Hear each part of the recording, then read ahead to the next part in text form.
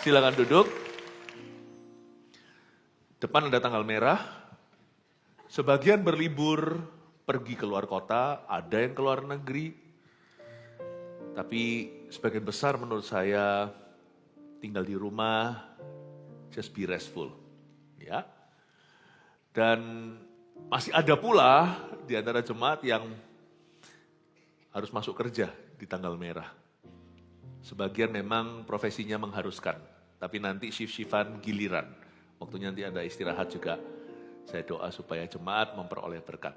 Siapa di sini yang akan pergi berlibur berapa hari ke depan ini? Ada? Oh, puji Tuhan. Ya, aman-aman ya, stay safe, stay healthy. Siapa di sini yang tinggal di rumah saja? Hashtag di rumah saja. Oh, haleluya. Paling enak sih sebenarnya di rumah itu. Nggak usah staycation apa, di rumah, tinggal di rumah itu. Itu home sweet home sih. Kalau saya sih, saya orang yang pomah, suka di rumah. Apalagi kalau kita harus traveling, bepergian, kalau berada di rumah itu paling nyaman. Ini nggak usah ngiri dengan orang yang pergi mana, ke tempat-tempat yang wah.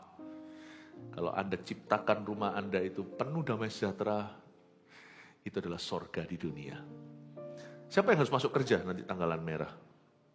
Oke, Tuhan memberimu sukacita dalam pekerjaanmu dan juga melindungi Anda dalam pekerjaan Anda. Nanti waktu giliran Anda istirahat juga, Anda akan memperoleh berkat ya. Haleluya, kasih tepuk tangan untuk Tuhan Yesus. Saya kasih judul tema besarnya Sabat Libur Saat Teduh. Seharian ini saya sudah khotbah 4 kali, ini yang kelima. Inilah judul-judulnya, tidak usah Anda selesaikan semua yang ini. Meskipun setiap khotbah saling melengkapi, tapi nggak apa-apa kali ini ya. Karena ini Anda mungkin lagi sibuk-sibuk, beberapa mau pergi. Dengarkan salah satu cukup kali ini. Nah, yang terakhir, saya akan berikan makna baru tentang memelihara hari Sabat, perintah Allah yang keempat. Tapi implikasinya di dalam pikiran kita. Karena istirahat itu nggak bisa secara fisik saja. Karena sesungguhnya, sejujurnya, istirahat yang paling diperlukan di zaman edan adalah pikiran. Makanya saya kasih judul Sabat Pikiran alias jangan khawatir. Katakan kanan kirinya, don't worry, be happy. Nggak mungkin, nggak realistis sih be happy itu. Mana bisa kita be happy terus. Happy itu nggak tentu. Katakan don't worry, trust Jesus. Jangan khawatir, percaya Yesus ya. Sabat pikiran alias jangan khawatir. Kalau Anda mau dengarkan pembahasan tentang sabat yang lainnya, termasuk the do's and the don'ts. Apa yang boleh, apa yang nggak boleh waktu hari sabat. Atau sabat itu apa, dan dari judul-judul yang lainnya, berkat-berkat apa yang Tuhan sediakan yang tidak bisa diusahakan oleh manusia. Itu Tuhan kasih mereka saat mereka istirahat. Beneran loh ya, bukan istirahatnya hanyalah yang tampak di luar. Tapi sekarang saya mau masuk ke dalam pikiran kita, membawa pedang firman bermata dua. Saya mau iris-iris, mau gergaji bagian-bagian yang tidak perlu, supaya hidup Anda penuh damai sejahtera. Mari kita baca lebih dulu Keluaran pasal 20 ayat 8-11. Konsep sabat saya berikan terlebih dahulu. Ingatlah dan kuduskanlah hari sabat. 6 hari lamanya engkau akan bekerja dan melakukan segala pekerjaanmu. Tetapi hari ketujuh adalah hari sabat Tuhan Allahmu. Maka jangan melakukan sesuatu pekerjaan, engkau atau anakmu laki-laki atau anakmu perempuan, atau hambamu laki-laki atau hambamu perempuan, pegawainya maksudnya, atau hewanmu atau orang asing yang di tempat kediamanmu. Mesin aja butuh istirahat. Sebab 6 hari lamanya Tuhan menjadikan langit dan bumi, laut dengan segala isinya, dan ia berhenti pada hari ketujuh. Kenapa Tuhan stop bekerja? Bukan karena Tuhan lelah, Tuhan tidak bisa letih. Tuhan itu tidak bisa capek karena Tuhan itu maha kuasa, tapi Tuhan berhenti untuk menikmati hasil ciptaannya. Penting loh kita itu punya karunia menikmati, itu perlu. Jangan nikmati dosa, itu kenikmatan yang salah. Jangan menikmati milik orang lain, itu namanya mencuri. Kalau dalam pernikahan namanya berzina. Tapi kalau itu adalah hasil usaha Anda, berkat Allah yang sah dalam hidup Anda, jangan gagal menikmati, jangan hanya bekerja. You must stop to enjoy your life. Tapi dengan cara yang positif. dengan cara yang alkitabiah. Dia berhenti pada hari ke-7 karena dia ingin kita juga menikmati berkat-berkatnya. Tuhan itu tidak jahat. Tuhan tuh kepingin anak-anaknya itu bahagia. Namanya Papa loh. Saya semakin kenal Tuhan itu seperti apa waktu saya jadi ayah. Tidak pernah loh terbesit dalam pikiran saya sekalipun untuk ketiga anak kami, Vanessa, Jeremy, dan Warren, bahwa saya ingin sesuatu yang buruk terjadi atau saya ingin mereka menderita. Tapi kalau mereka harus menderita untuk sesuatu yang baik, misalnya belajar, harus punya disiplin yang tinggi, kalau saya tahu itu bagus untuk mereka, nggak apa-apa. Dan Tuhan paling tahu apa yang kita butuhkan. Happy itu bukan berarti tanpa penderitaan. Tapi jangan ada stres yang tidak Tuhan utus dalam hidupmu. Overthinking itu bukan bagian dari rencana Allah. Rasa cemas, gelisah itu bukan dari Tuhan. Rasa takut, kecuali takut akan Allah dan takut apa yang benar. Kita harus takut sama orang tua kita, takut sama guru bagi anak-anak yang kecil yang masih sekolah. Baguslah, itu boundary, itu perbatasan. Itu memberi mereka batas-batas aman. Tapi ketakutan yang lain, apalagi ketakutan itu yang lahir dari perasaan tertuduh. Ketakutan yang keluar dari minder. Takut orang mikir apa, ketakutan yang tidak berujung dan tak teruji. Karena terlalu banyak berpikir dan semua difikirin. Yang kayak gitu itu bukan dari Roh Kudus. Karena itu saya mau ajarkan kepada Anda dan saya, sama-sama kita hari ini gimana kita sabat pikiran alias jangan khawatir. Pada hari ke-7 Tuhan berhenti. Jadi apapun yang bekerja di dalam pikiranmu, mesti harus ada tempat perhentiannya. Kalau tidak ada tempat perhentiannya, nanti gila. Nanti mental, saudara. Ia berhenti pada hari ke-7. Jadi ada waktu risetnya. Itulah sebabnya Tuhan memberkati hari Sabat dan menguduskannya. Saya ingin kita melihat sekarang ayat-ayat yang saya akan bahas dan saya akan kupas. Sabat pikiran alias jangan khawatir, Matius 6 ayat 25-34. Karena itu aku berkata kepadamu, janganlah khawatir akan hidupmu. Akan apa yang hendak kamu makan atau minum, dan janganlah khawatir pula akan tubuhmu, akan apa yang hendak kamu pakai. Bukankah hidup itu lebih penting daripada makanan, dan tubuh itu lebih penting daripada pakaian? Ayat 25 ada kata jangan. Jadi ketahuilah bahwa ini perintah, ini bukan saran. Kalau saran bunyinya akan berbeda. Kalau bisa, jangan khawatir ya akan hidupmu. Jikalau memungkinkan, janganlah mengkhawatirkan apa yang hendak kau makan. Tidak. Ayat ini dengan gamblang berkata, janganlah khawatir. Janganlah khawatir apa yang hendak kamu makan atau minum, dan jangan khawatir akan tubuhmu, apa yang hendak kamu pakai. Bukankah hidup itu lebih penting daripada pakaian? Kita harus mengerti dulu, Sabat itu perintah. Demikian pula Sabat pikiran. Ingatlah dan kuduskan hari Sabat, di 10 perintah Allah adalah perintah Allah yang keempat. Tapi supaya kita sungguh-sungguh bahagia dan ada damai sejahtera, jangan khawatir adalah perintah ke-1. Kita harus tegas dengan pikiran sendiri. Pikiran kita itu yang kadang-kadang berkecamuk di dalam ini harus dengan iman dan otoritas ilahi kita perintahkan untuk berhenti. Janganlah khawatir akan hidupmu. Kecuali Anda take authority, take ownership, belajar ambil alih, belajar pegang kendali, mau 1000 jam konseling juga percuma. Anda mau baca Alkitab sampai mengelupas itu kepala juga tidak ada gunanya. Bukan karena Alkitab tidak ada kuasanya, bukan. Tapi benih yang tabur itu benih mulia. Benih yang ditaburkan adalah benih yang kudus. Tapi mencabut lalang ada tanggung jawabmu. Kita harus bisa perintahkan manusia roh kita, hai jiwaku pujilah Tuhan, tenang teduh dalam kasih-Nya Tuhan. Segala sesuatu yang membuat kita rasa nggak enak. Saya nggak berkata bahwa perasaan segalanya, tetapi kadang-kadang perasaan adalah sinyal. Itu harus dikonfrontasi. Kalau Anda perlu bantuan, tanya seseorang, monggo silahkan. Makanya penting sekali kita punya teman sevisi, teman seiman, kita punya partner doa. Andai kata suami istri bisa menjadi tempat sesama curhat, give and take-nya ada, bukan hanya selalu take doang, istrinya suruh doa, sang suami tidak lakukan responsibility-nya atau tanggung jawabnya secara rohani, akan timpang. Tapi kalau kita berusaha untuk selalu jadi 11-12, selalu menjadi sepadan, pernikahan gitu akan anti stres, anti depresi. Sungguhan. Dan akan ada selaput seperti akan ada satu perlindungan ilahi. Lakukan bagianmu, karena ketika kita menjaga vitalitas rohani kita menjaga pasangan kita. Ketika saya menjaga vitalitas rohani saya, dan stamina rohani saya menjaga anak-anak saya. Saya menjaga orang lain di sekeliling saya. Don't do it just for you, do it for other people too. Jangan lakukan hanya untuk dirimu, lakukan untuk orang lain juga. Jangan kamu khawatir, karena mencabut lalang itu tugasnya kita. Kalau enggak kan Tuhan enggak kasih perintah. Tuhan pasti kasih janji. Kalau Tuhan kasih janji itu berarti di sisi Tuhan, kita tinggal percaya. Tapi kalau Tuhan kasih perintah, aktivitas ada di pihak kita. Harus kau cabut, kalau Anda enggak kuat, Anda takut, Anda harus cerita sama seseorang, jangan jadi penyakit.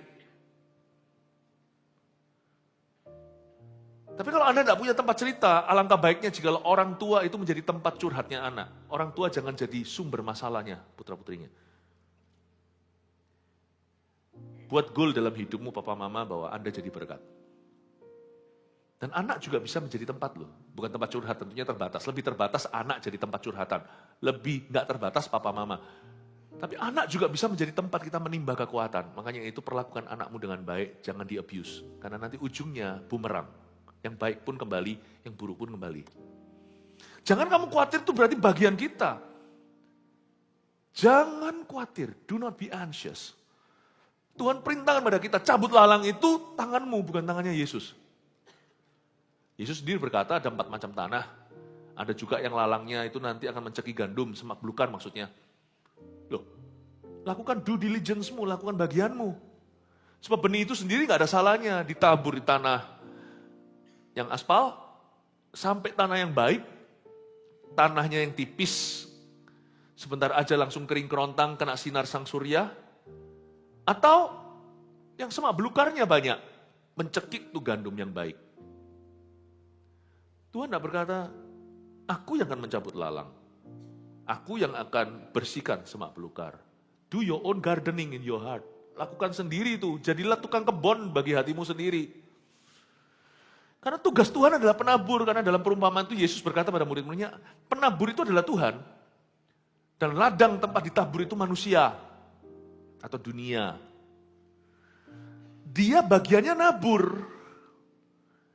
Anda yang cabut lalang. Hai jiwaku, pujilah Tuhan, tenang teduh dalam kasih-Nya Tuhan. Semua akan indah pada waktunya. Setiap anak Tuhan harus bisa pimpin dirinya. Roh Kudus akan bantu.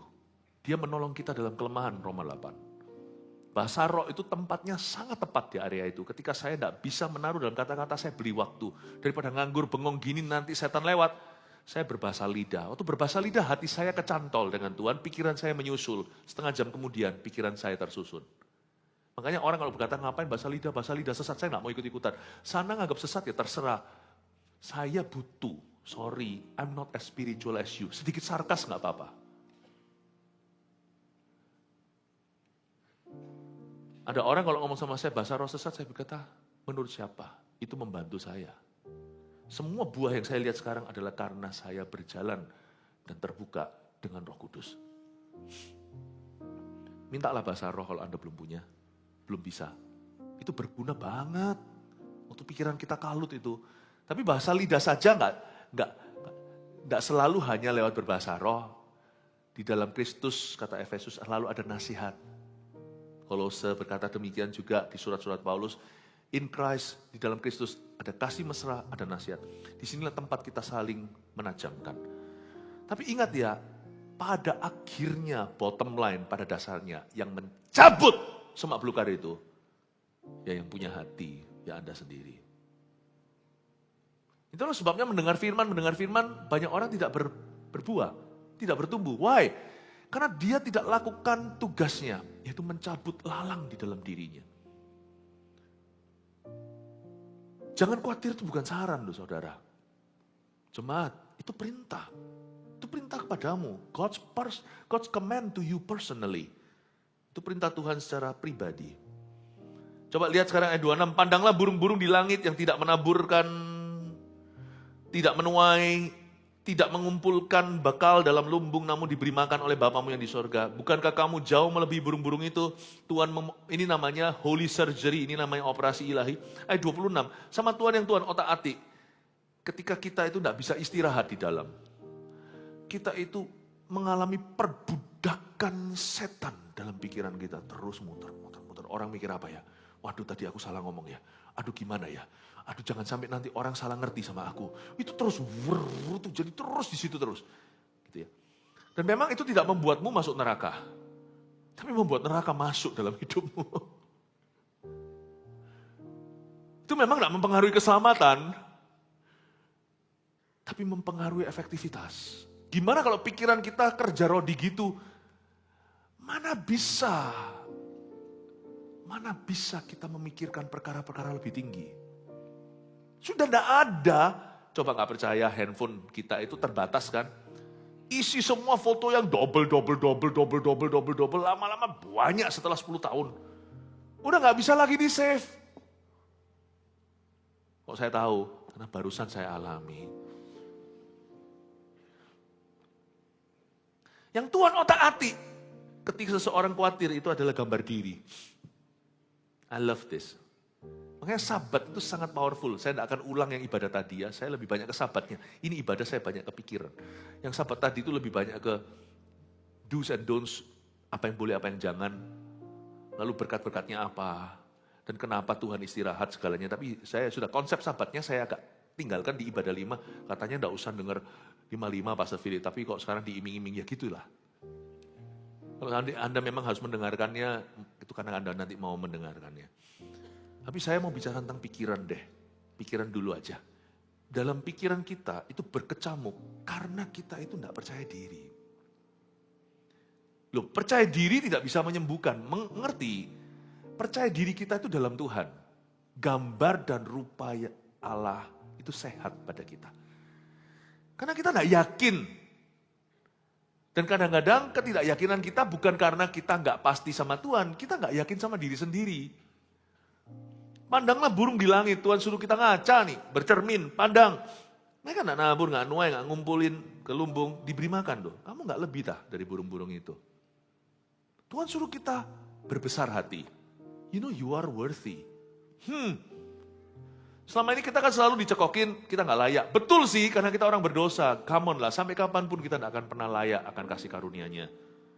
But you are worthy, because you are now, Anda layak sekarang karena Anda sudah diubah statusnya menjadi anak Tuhan. Bapak bukan hanya melihat dirimu, sekarang Bapak melihat Kristus di dalam dirimu. Jesus in you. Sebenarnya kita semua manusia itu nggak ada yang layak sih. Di antara kita itu cuma perbedaannya 11-12. Mana yang nggak layak, mana yang lebih nggak layak. Udah gitu aja. Kalau semua bisa dilayakkan, berarti semua bisa layak di mata Tuhan. Karena Yesus, bukan karena kita. Bukan karena perbuatan kita.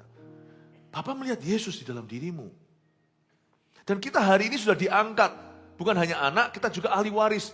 Berarti, ahli waris itu berarti Yesus kan dikatakan sebagai yang sulung dalam ciptaan Allah. Dia bukan diciptakan ya, Yesus itu pencipta. Tapi dia disebut yang sulung itu dia patronnya.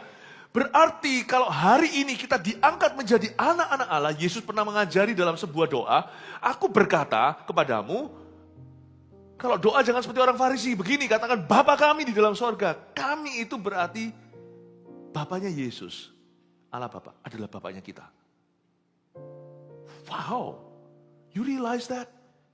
Apa Anda sadari Bapaknya Kristus? Dia berkata, the Father of our Lord Jesus Christ. Allah Bapa, Putra, dan Roh Kudus.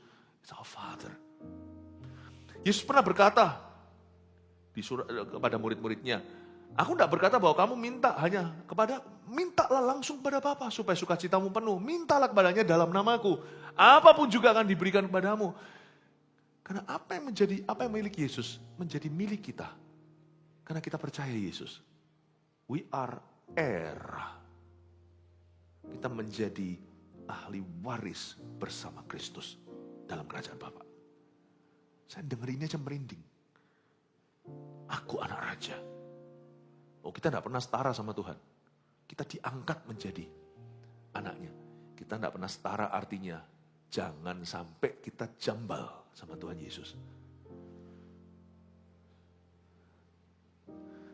Saya awal-awal kalau doa ya, selalu dulu ya, waktu awal-awal lahir baru, Yesus, Yesus gitu, oke. Nggak usah ikut-ikut ya, nggak apa-apa sih. Kalau nurani Anda tertidur soal ini, nggak usah digugah. Tapi saya semakin mendekat sama Tuhan, semakin lama kenal, sudah 30 tahun sekian. Bahkan kalau saya berkata Yesus gitu aja, ada rasa sungkannya loh. Coba ngomong sama orang sebelah yang lebih tua, Pak Anton, panggil Anton coba. Di sini ada Pak Agus ya. Panggil Agus coba orang sebelahnya. Saya manggil Yesus saja nggak berani, saya manggilnya Tuhan Yesus. Manusia aja saya panggil Bapak, panggil Om, panggil Su, panggil Ko. Kita Yesus, Yesus. Nggak usah diikut-ikutin, nggak apa-apa. Orang yang nyanyi lagu Yesus Engkaulah Raja, ya nggak apa-apa. Kalau dipaksakan kan nggak enak lagunya. Tuhan Yesus Engkaulah Raja, nggak apa-apa. Cuman saya dalam hati saya itu saya demikian rupa kagum dan hormat akan Tuhan. Dan saya merasa, who am I? Aku ini siapa? Kau angkat begitu tinggi, menjadi fellow heir with you. Menjadi sesama ahli waris bersama denganmu dalam kerajaan Bapakmu yang menjadi Bapakku, Bapa kami yang ada di dalam sorga. Wow. Lalu kenapa saya khawatir seolah-olah saya akan ditinggal?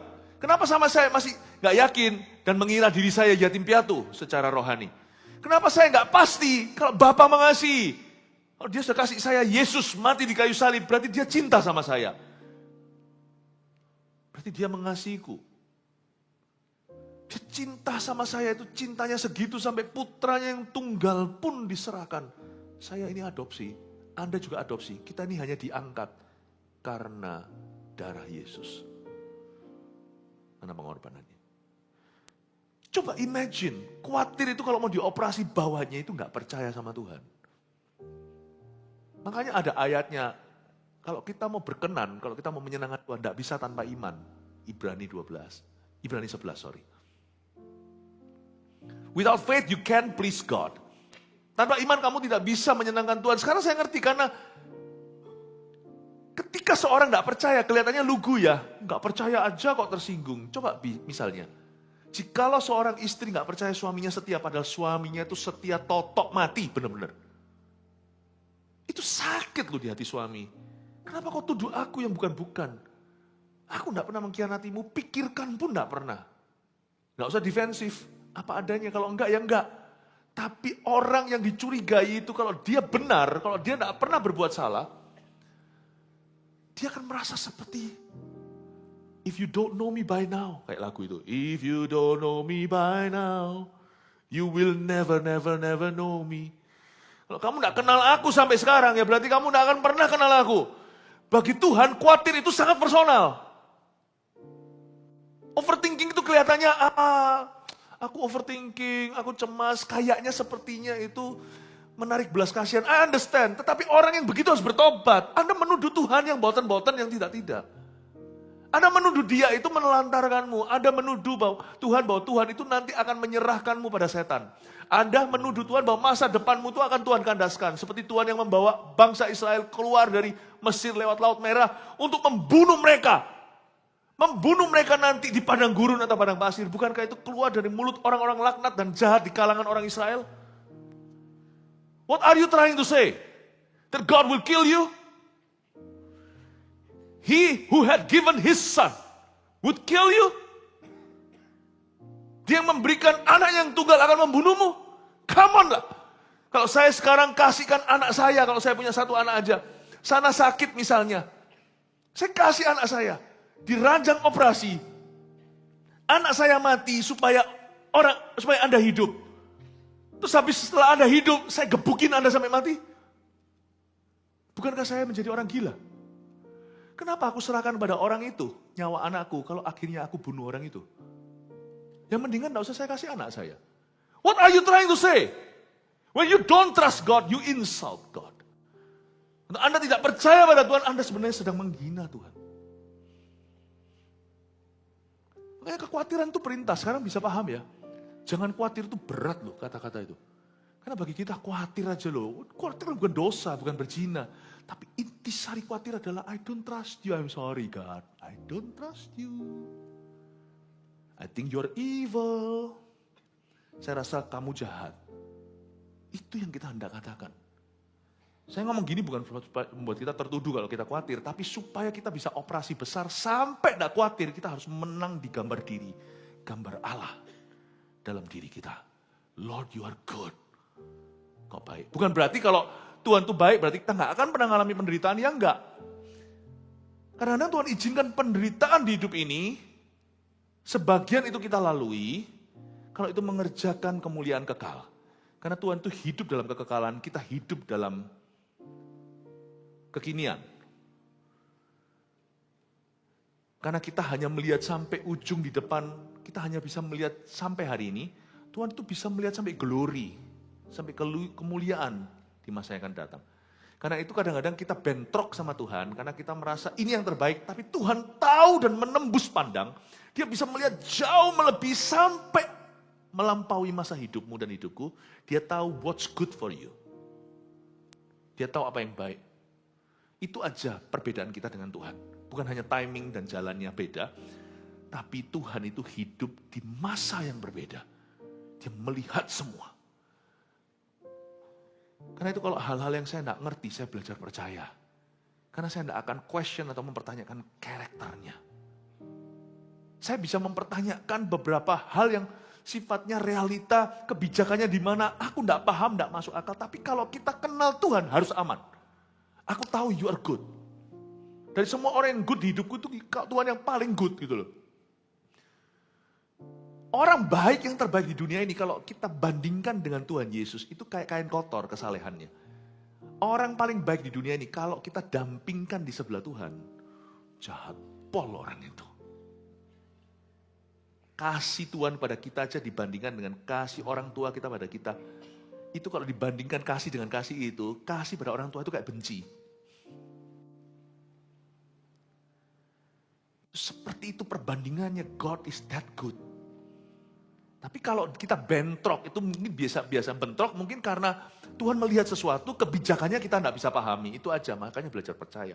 Tapi khawatir itu jauh lebih serius daripada yang nampak di permukaan. Khawatir itu mempertanyakan the very moralitasnya Tuhan. Sekarang kita mengerti ya. Makanya hal pertama tugas saya, PR saya tiap hari adalah percaya Tuhan. Sebelum saya berbuat ini, doing ministry, melakukan ini itu, yang pertama, yang terutama itu percaya. Makanya dosa yang paling, dosa mula-mula itu selalu ini. Dan Roh Kudus kalau datang akan menginsafkan dunia akan dosa. Dosa karena dunia tidak percaya Allah. Kadang-kadang saya kaget, kenapa dosanya dunia itu kan ada yang jauh lebih berat kan. Membunuh, berzina, Sodom, Gomora. Kenapa kok yang disebut oleh Yohanes dan Roh Kudus akan datang menginsafkan dunia dan yang pertama diinsafkan dosa awal mula-mula, dosa terbesar dan tidak percaya sama Allah. Sebab ketika Anda mempertanyakan karakter dan moralitasnya, buyarlah semua. Disitulah masuk dosa Adam dan Hawa. Karena dia berkata, I don't think God is sincere. Tuhan gak tulus. Tuhan itu punya agenda pribadi. Tuhan itu bermuka dua, jatuhlah. Tapi kalau kita percaya, pulihlah semua dosa yang lain akan solve. Kalau kita percaya sama Tuhan itu gak bisa mempan. Apapun gak bisa menembus ke kita. Makanya itu dengan apa kita kalahkan dunia? Dengan iman. Iman yang mengalahkan dunia 1 Yohanes. Masa iman bisa mengalahkan dunia kalau kita bisa beres di level dasar dengan Tuhan memberi kekuatan. I can do all things to Christ who strengthens me. Semoga ini membuka wawasan pewahyuan Anda gimana kita terhubung dengan Kristus. Sekarang kita melihat bahwa iman itu tidak sama dengan imani. Imani. Bukan. Iman itu adalah melihat Tuhan apa adanya. Tanpa melihat dia. Tanpa sungguh-sungguh melihat dia dengan mata. Tapi iman itu melihat Tuhan sebagaimana semestinya. Siapa bilang iman itu tidak melihat? Iman itu melihat di hati kita. The God that you serve. Iman itu selalu berkecimpung di area bukan what he can do, tapi who he is to you. Imanku tidak terletak pada apa yang dia bisa lakukan untuk saya, tapi imanku terletak pada satu fakta. Ini aman. Siapa dia terhadap saya? Tuhan adalah gembalaku. Lalu kemudian lumrah pemazmur berkata, takkan kekurangan aku. Kalau dia gembalaku, tak mungkin dia telantarkan aku. Baru dia membaringkan aku dan sebagainya. Dimulai dengan Tuhan adalah. Semoga Anda melihat ini. Bukankah di ayat yang 26 diberitahu, pandanglah burung di udara. Ngacagi, apakah kamu kalah berharga? Itu Tuhan itu pakai cara ini untuk sentil hati kita supaya kita bertobat. Tapi Tuhan itu kan aman. Tuhan itu tidak seperti orang yang cari pembuktian. Kalau manusia kan dibilang apa-apa, kita langsung membela diri. Enggak, aku enggak gitu. Tuhan itu enggak pakai cara murahan. Aku enggak gitu. Kalau enggak ayatnya pasti ayat 26. Jangan kamu khawatir. Aku enggak gitu. Tapi ayat 26 Tuhan itu dengan sangat lembut dan very wise. Dia berkata, nak, in case kamu enggak percaya sama papa, kamu coba lihat gitu loh karya papa. Itu burung pipit di udara. Mana papa, mana papa. Itu loh lihat burung pipit di udara. Itu hewan piaraan papa. Papa pelihara. Dia bukan anak loh. Dia ada paruhnya, papa enggak ada paruhnya. Papa pelihara, dia enggak memintal, enggak mengumpulkan, enggak menabur, papa pelihara. Kamu kok tiap hari nangis, takut papa tinggalkan. Udahlah nak. Lihat ya, lembutnya Tuhan so gentle. Like a mother. Tuhan itu Bapak. Tapi Bapak dan Ibu, laki dan perempuan dicipta dalam gambaran rupanya. Berarti sifat keibuan pun ada pada Tuhan. God is a father. Jelas sekali, maskulin. Jangan digonta-ganti ya. Tapi manusia, Adam dan Hawa dicipta semua dari gambar dan rupa Allah. Berarti motherly care itu pun kemampuan dari Tuhan. Allah seperti itu lembutnya. Maaf Tuhan, saya ngomong gini bukan sentil Anda loh ya. Saya ngomong gini aja hati saya itu bergetar, saya itu mau tobat lagi kayaknya. How oftenly, even me, saya juga, saya ngaku, saya masih kadang-kadang mempertanyakan. I'm sorry Tuhan. I'm sorry. Bodohnya kita itu kan selalu tawari Tuhan, what I can do kan. Padahal trusting Him is the best thing to do. Just trust. Saya belajar trust. Kalau trust ya, yang untung bukan Tuhan loh. Tuhan itu ditambahin satu orang lagi yang percaya juga gak ada bedanya bagi Tuhan. Seluruh sorga udah percaya sama dia. Semua setan di neraka, semua sujud di kakinya, menjilat kakinya. Ketambahan satu manusia seperti Anda dan saya itu gak tambahan apa-apa. Tapi kalau sampai kita trust, yang untung itu kita. Hidup kita jadi damai sejahtera. Aha, jadi tenang. Hanya dekat Allah saja aku tenang. Daripadanya lah keselamatanku. Hanya dekat Allah saja aku tenang. Daripadanya lah keselamatanku. Sebab damai sejahteramu teduhkan hatiku. Seperti sungai yang mengalir segarkan jiwaku. Yesus, Yesus padamu ku berharap. Kalau percaya pasti berharap sama dia. Yesus, Yesus kasihmu tak terbatas. Kita yang tenang. Saya harap Anda bisa menangkap ini sesuatu. Sabat pikiran itu bukan berarti kosongkan pikiran. Hati-hati ya, jangan ikut praktek gitu ya. Itu bahaya. Di dalam pengajaran Alkitab, dalam kekristenan tidak ada mengosongkan pikiran. Tapi memperbaharui pikiran, Roma 12 dengan firman.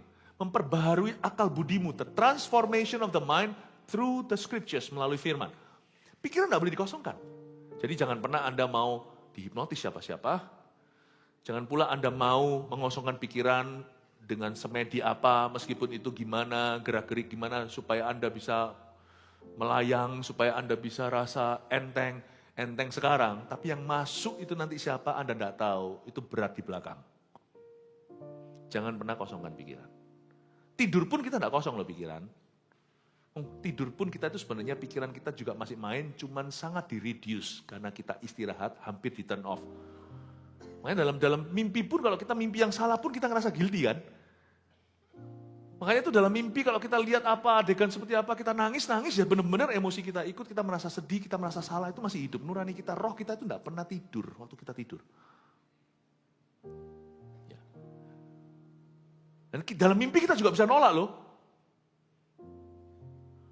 Dalam mimpi misalnya kita ditawari yang enggak gitu, kita juga bisa rasa.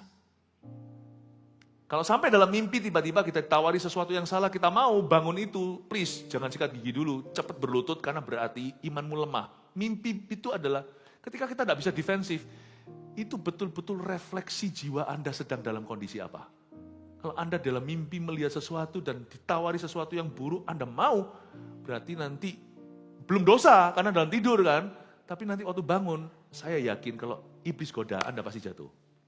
Kenapa? Dalam mimpi aja Anda tidak bisa tolak. Karena mimpi itu tidak berarti kita pass out. Karena waktu kita tidur, roh kita tetap hidup. Saya ingin kita untuk menangkap ini. Ya, jangan mau kosongkan pikiran, tapi kita isi pikiran kita dengan firman. Roh Kudus menjamah hati, tapi tugas kita mengisi pikiran kita selalu dengan menimba akal budi Allah, yaitu firman Tuhan. Siapakah di antara kamu yang karena kekhawatirannya dapat menambahkan sehasta saja pada jalan hidupnya, ayat 27? Dan mengapa kamu khawatir akan pakaian? Perhatikanlah bunga bakung di ladang yang tumbuh tanpa bekerja dan tanpa memintal. Namun aku berkata kepadamu, Salomo dalam segala kemegahannya pun tidak berpakaian seindah salah satu dari bunga itu. Jadi jika demikian, Allah mendandani rumput di ladang yang hari ini ada dan besok dibuang dalam api. Tidakkah ia akan terlebih lagi mendandani kamu, hai orang yang kurang percaya? Nah, Tuhan mulai, bukan kasar, Tuhan mulai tegas. Hai kamu orang yang kurang percaya. Seolah-olah Tuhan tersinggung, padahal ya Tuhan itu enggak begitu. Tuhan ini mengajar. Tapi Tuhan bilang, hai kamu orang yang kurang percaya. Dia berkata, kalau kamu tidak percaya burung pipit, lihat kembang. Itu hewan piaraanku, ini kebunku. Lihat kebunku penuh dengan bunga. Ada yang putih dan ada yang merah. Tahu lagu itu enggak? Kalau tahu, berarti Anda juga tahu usia Anda berapa. Setiap hari ku siram semua. Terus? Mau melati. Semuanya indah. Ya, Tuhan bilang, lihat itu. Aku pelihara. Bagaimana dengan kamu? Udah kita ngerti ya. Tuhan itu ada longing dalam hatinya. Saya tuh gak ngerti kenapa Tuhan tuh masih kepingin sih percaya kita ya. Padahal Tuhan tuh sudah punya semua malaikat di sorga yang lebih banyak dari penduduk manusia. Saya curiga. Apalagi, masuk ke sorga itu jalannya sempit. Apalagi gitu, seleksi alami. Itu sudah banyak sekali yang gak masuk. Nanti aja sudah dinubuatkan, Kristen yang aku Kristen pun bukan mereka yang berseru Tuhan, Tuhan. Mereka akan mendengarkan kata enyah lah. Jangan sampai dari jemaat ini. Ini adalah tanggung jawab kami dan tanggung jawab Anda. Dari GMS, itu tanggung jawab kami. Di luar itu kan bukan juridiksi kami. Supaya dari sini itu persentase gugurnya itu dikit sekali. Sungguh-sungguh make it to heaven. Ya. Tuhan itu kenapa sih kok masih mau percayanya kita itu? Kenapa Tuhan butuh? Ya nggak tahu ya. Coba lihat ya. Itu memang sudah gambaran rupa Allah. Papa mama ya punya anak ya. Anaknya bukan bayi orok baru lahir itu, tapi sudah mulai misalnya 8 bulan. Itu ya. Atau mungkin sudah katakan 12 bulan lah ya. Udah bisa ngomong, Papa, Mama. Mama papa berlomba-lomba. Ngomong mama dulu atau papa dulu. Dan kalau ngomongnya itu, mama, mamanya senang sekali, yeah, gitu. Kenapa ya? Kenapa ya? Padahal itu anak kecil loh, mikir juga gak banyak. Keluar dari mulutnya itu rasa kita bangga, rasa diterima, iya kan? Bahkan kadang-kadang kalau anaknya sudah iseng nih, misalnya umur 1 tahun lebih sedikit gitu, kelihatan mamanya, mungkin manggil papanya, Pak. Gak ngomong mama dulu. Ayo bilang mama. Papa. Mama, Papanya yang senang, yes. Wah, anaknya papa senang banget pada berebut perkenanannya, berebut pengakuannya. Padahal itu anak dipitas ya mati. Tiap hari hanya bisa pup dan pis. Ngiler paling, gumo kalau dipukul-pukul, supaya gasnya keluar. Dia nggak bisa apa-apa, nggak ada sumbangsi. But I don't know why, anak tetangga ngomong papa mama nggak ada efek sama kita. Atau mungkin burung, papa, mama. Anda nggak sampai gimana, Anda paling pinter, burung ini dijual berapa? Atau ini pinter, ini bangga nih burungku ini. Wah luar biasa, bisa ngomong papa, mama. Tapi kalau anak, batinia, I don't know. I cannot explain that. Only God can explain that. Karena Allah juga punya firasat dan perasaan feeling yang sama kita. Waktu kita percaya itu Tuhan, seneng gitu. Tidak ada orang bisa menyenangkan aku. No one can please God except by faith. Kayak Tuhan, wow. Makanya Tuhan berkata, Abrahamku perhitungan sebagai kebenaran. Kau sahabatku. Padahal Tuhan itu gak perlu sama kita. Pegawainya aja lebih banyak dari seluruh anaknya. Tuhan mau cipta manusia lagi sekarang bisa. Tuhan gak lupa rumusnya. Karena Tuhan tetap firman, jadilah, jadi itu. Tuhan menunggu kita. Saya ingin Anda mengerti bahwa kekhawatiran kita itu don't make sense to heaven. Makanya itu, the gospel, Injil itu bukan ilmu kejiwaan. Kalau jiwa kita nggak nyampe ini ilmu pewahyuan. Turun dari sorga, kita melihat dari kacamata sudut pandang beda, to heaven kepada sorga. Tidak make sense. Makanya jangan pakai khawatir, karena di area kau khawatir, Anda tidak akan lihat malaikat bekerja. Bagaimana kita bisa melihat Tuhan bekerja kalau kita menghinanya? Tapi di area di mana kau dan aku tidak khawatir, catat ini, di situ berkat Tuhan akan mengalir. Itu berkat keluar dari perkenanan Allah. Kalau saya bilang berkat itu jangan terus langsung pikirannya materi apa segalanya, itu iya. Tapi bukan hanya itu saja. Itu pemeliharaan Allah, tapi bukan hanya itu. Providence-nya Tuhan itu tidak hanya pada perkara fisik. Tapi segala sesuatu dalam rencananya yang baik. Di area mana kau dan aku tidak khawatir, kita bisa hentikan sabat pikiran, kita tahu menghentikan kecamuk jiwa kita sendiri dan cabut lalang. Di area itu, area whatever, akan mengalir berkat Allah. Makanya itu, Anda lihat, orang yang posesif sama anaknya nanti jadi aneh. Tuhan tidak bekerja. Bukan berarti anak cul-culan juga jangan, enggak. Anaknya di mana? Enggak tahu. Pulang sekolah nggak tahu, ini jalan sendiri di mana. Enggak ya, kita tetap harus care. Kita harus tetap responsibel, tanggung jawab. Tapi jangan over. Apapun yang kau overly posesif, Tuhan tidak, bukannya enggak mau, Tuhan enggak bisa bekerja. Karena itu berarti menandakan tidak ada iman. Anda main Tuhan, dan Tuhan harus mundur. Kalau Anda sudah menempati tempat Tuhan, Allah harus mundur. Dan itu kerugian anakmu. Itu kalau bicara soal anak. Atau usaha, atau apapun juga. Kita jangan over. Seorang pemimpin rohani yang mencoba untuk posesif dengan orang di bawahnya, semua harus begini, semua harus lapor ke dia, semua. Loh, supervisi, SOP, standar, komunikasi, semuanya struktur itu semua harus jalan. Sebuah perusahaan, organisasi, whatever it is, termasuk gereja, apapun yang terorganisir, itu semuanya harus ada strukturnya, sudah harus ada semua peraturannya dengan jelas. Nilai-nilainya apa. Tetapi kalau kita itu posesif, semua harus ke sini. Anda akan lihat ya, satu-satu akan berontak. Tidak akan ada roh Allah di dalam hati mereka. Rusak. Hubungan yang posesif, gak putus aja udah kamu siap. Percayalah saya gak lama. Dan kalau di dalam pacaran, anak-anak muda, sudah gini kayak lem. Ada begini, betul-betul Tuhan pun tidak bisa ada di tengah-tengah mereka. Padahal mereka belum satu loh. Ini ceritanya apa yang Tuhan belum persatukan, sudah disatu-satukan. Dan pada saat Tuhan harus mempersatukan, terpaksa Tuhan membelah Laut Merah. Jangan sampai holy matrimoninya itu dari saat itu sampai dia setelah menikah, Tuhan mulai membelah dia karena mereka masing-masing adalah berhala. Pacaran gini. Wow, gak bisa kuat bener-bener. Tidur. Kamu masih di situ? Ya masih di situ. Nanti waktu Anda menikah, takutnya Tuhan akan belah. Bukan dipisah, bukan diceraikan, bukan. Tuhan akan ajari lewat cara yang menyakitkan satu dengan yang lainnya kan sangat mengecewakan. Membuat mereka bersandar dan tersungkur di depan Tuhan berkata, I need you the most. Dan Tuhan persatukan ulang. Jangan sampai Tuhan harus daur hubunganmu. Makanya orang yang pacaran gini berakhir nanti pencar dalam pernikahannya. Pernahkah Anda berpikir seperti itu? Khawatir itu bisa bentuknya munculnya macam-macam. Bukan hanya overthinking, bisa juga posesif. Kalau kita tidak percayakan ke tangan Tuhan, Tuhan tidak akan bekerja.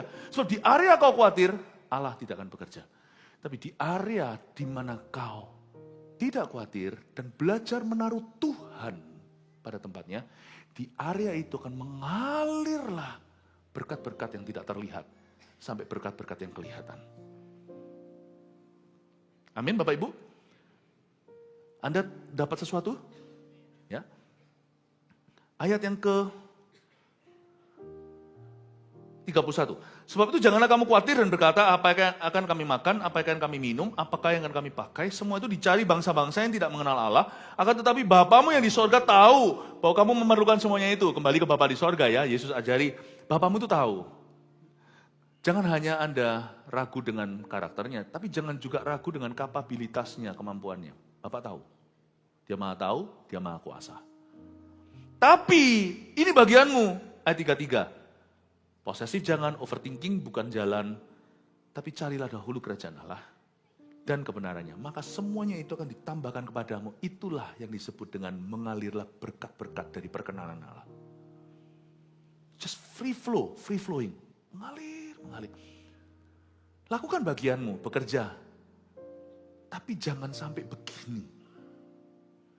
Orang yang begini sama uang juga ya, Anda lihat ya. Loh, orang yang brol-brolan juga, bodohlah orang yang foya-foya. Alkitab mengatakan seperti itu.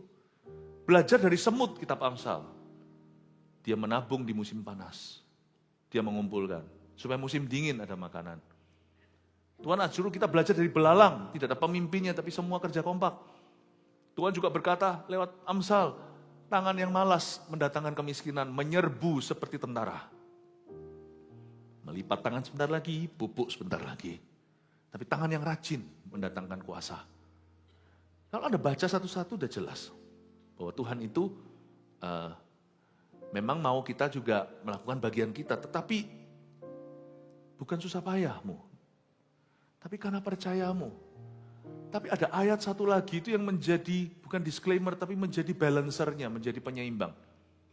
Ada orang menyebar harta, namun bertambah kaya. Ada orang yang sangat gini gigir, bertambah miskin. Tapi kalau kita lihat begitu, oh berarti boleh foya dong, overspending. Bukan. Ayat berikutnya, lain kali aja saya ajari Amsal ya.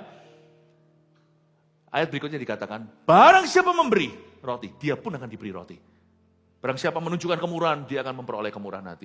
Jadi di sini kita tahu konteksnya bukan foya, inapur. Konteksnya bukan foya-foya, tetapi mengelola dan belajar percaya. Orang yang begini tidak memberi ruang untuk the provider, untuk sang pemelihara beraksi di hidupnya. Tapi orang yang bekerja dengan hati terbuka, Tuhan akan mulai bekerja dan mengalirkan segala berkat di dalam kehidupannya. Apa yang dia baca, bertumbuh dan berkembang. Dari sini kita mengerti sesuatu.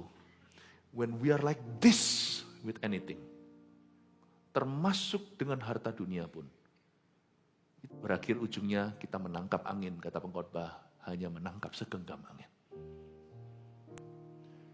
Paham ya, disclaimer-nya bukan suruh foya. Tapi tidak boleh khawatir. Khawatir itu bisa nanti manifestasinya posesif. Itu karena khawatir. Aku khawatir kekurangan nanti soalnya. Aku takut nanti kalau aku berikan, nanti aku tidak punya apa-apa. Nah, kekhawatiran seperti itu Tuhan berkata harus dilawan. Cari dulu kebenaran Tuhan. Apa? Soal memberi, soal mengampuni, soal mengasihi, soal hubungan. Cari dulu kerajaannya dan kebenarannya, nanti tanggung jawab Bapa yang Maha Tahu apa yang kau perlu, dia akan mengalirkan berkat itu begitu saja dalam kehidupanmu. Oleh karena itu jangan sebab itu, di ayat yang 34 ini adalah batas kadaluarsa. Sebab itu, janganlah kamu khawatir akan hari besok. Karena hari besok mempunyai kesusahannya sendiri. Kamu tidak bisa prediksi. Kesusahan sehari cukuplah untuk sehari. Jadi Tuhan kasih waktu, kan hari ini kita bicara Sabat itu hari ke-7. Tapi di sini kan hari per hari. Jadi di sini ada 2 macam benteng-bentengan. Benteng pertama adalah setiap malam, pikiran kita bukan kosong, pikiran harus diserahkan pada Tuhan. Jadi sebelum tidur, punya kebiasaan untuk menyerahkan pikiran.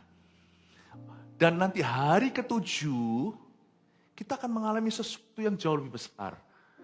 Yaitu waktu kita ke gereja seperti ini, pikiran kita bukan cuma di reset, tapi di challenge dan ditantang oleh Tuhan. Kita bukan lagi berada di taraf menyerahkan pikiran, tapi kita menerima pikiran besar Tuhan dalam kehidupan kita.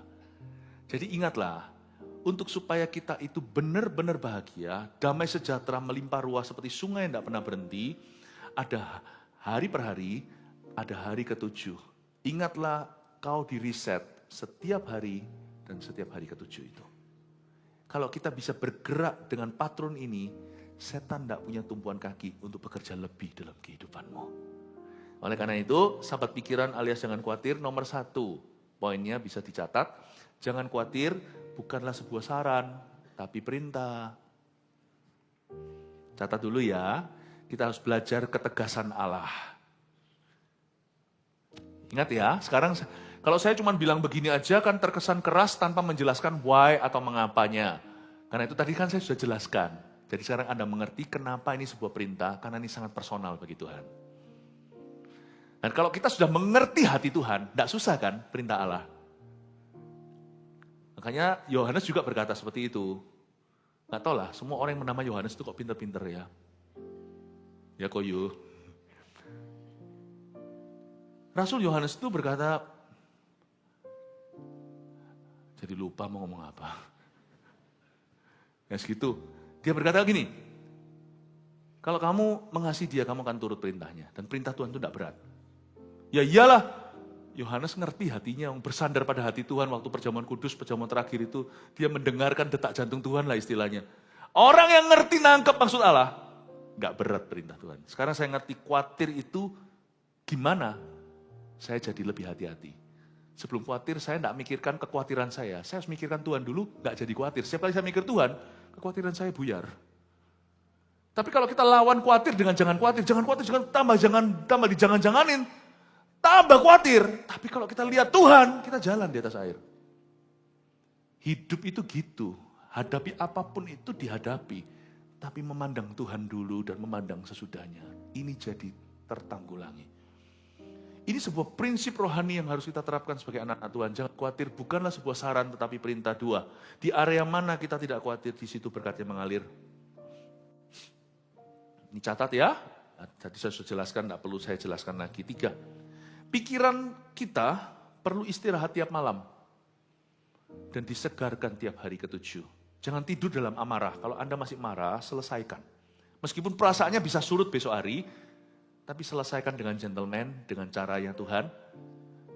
Ngomong I'm sorry atau kita tunda, nanti kita akan bicara lagi. Jangan dalam kondisi emosi, gondok-gondokan, ngambek, ngamuk, lalu tidur.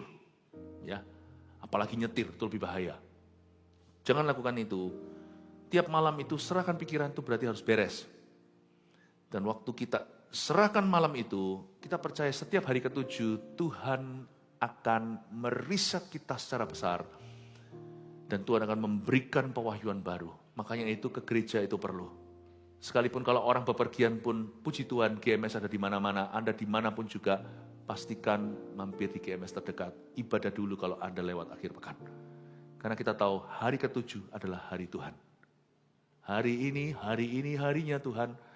Bukan hari Sabtu minggunya, kita tidak usah fanatik ke harinya, tapi hari yang kita sepakati. Dan juga diliburkan pemerintah. Maka hari itu adalah hari gereja. Pastikan Anda selalu di rumah Tuhan dulu. Karena waktu kita datang ke rumah Tuhan, kita di-reset sama Tuhan secara anointing, secara urapan. Yang 4, Sabat adalah waktu istirahat yang disengaja untuk menikmati Tuhan dengan keluarga. Jadi, saya sudah jelaskan. Yang keempat ini Anda mesti dengar khotbah-khotbah saya yang lain. Karena khotbah saya yang ini lebih banyak soal pikiran. Saya tambahin ya, 4 ini tuh munculkan dulu, tolong difoto. Jebret. Sudah? Oke. Saya tambahin ada satu tips lagi. Jaga-jaga kalau di sini ada yang nanti pergi berlibur. Tapi sekalipun Anda tidak berlibur sekarang, Anda suatu hari kalau berlibur ini pasti akan berguna. Berikut tips ini tentang jika berlibur. Ya, hikmat berlibur. Munculkan semua. Jika berlibur, oke? Karena kalau tanggal merah bukan cuma besok-besok ini, tapi tanggal merah apapun kemudian hari, Anda bisa terapkan ini. Ini adalah pesan pengembalaan dan untuk memperlengkapi saudara sekalian. Doa, kuduskan kamar hotel waktu check-in.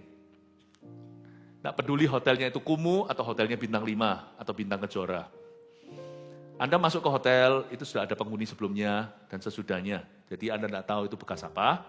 Setiap tempat itu pasti ada alam rohnya, kita nggak usah ngeroh, nggak usah takut masuk ke WC sendirian, nggak tentu ada setan, tapi kita nggak boleh meresikokan, apalagi kalau dengan keluarga, waktu berlibur berharga.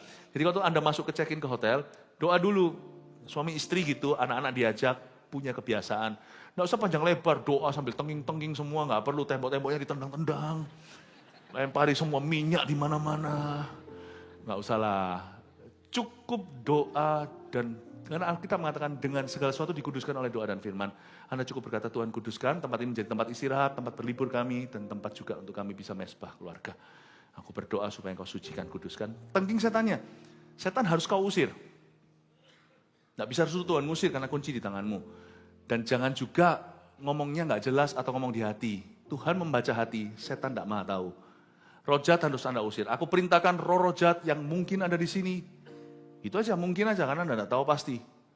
Jangan berdoanya gini, Tuhan kalau memang ada bukakan mataku, nanti Anda menyesal doa itu. Nggak usah ya, nggak usah aneh-aneh lah. Sekalipun sana peka gitu, nggak usah lah. Ya, minta aja Tuhan, kalau mungkin roh jahat yang pernah ada di sini atau yang sedang ada di sini, coba-coba aku usir dalam nama Yesus. Pergi keluar dari kamar ini.